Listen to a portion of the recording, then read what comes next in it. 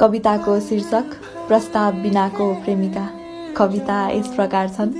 हुन त म उसको प्रस्ताव बिनाको प्रेमिका न थिएँ, हुन त म उसको प्रस्ताव बिनाको प्रेमिका न थिएँ, त्यसैले गुनासो गर्ने ठाउँ कतै देखिन। उसको बोली र व्यवहारमा हिजो आज मैले आफ्नो लागि कहीँ कतै माया भेटिन। थाहा भयो म बाहेक उसको अरू पनि रहेछ कोही, तर पनि आफ्नो मनबाट उसलाई हटाउन सकिन।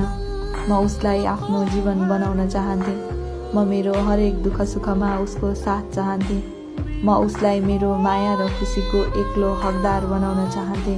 तर अभागी म भनौँ या उसले यति धेरै माया गर्ने मान्छेको कदर गर्न जानेन, अनि मैले यति धेरै माया र विश्वास गरेको मान्छेलाई पाइन।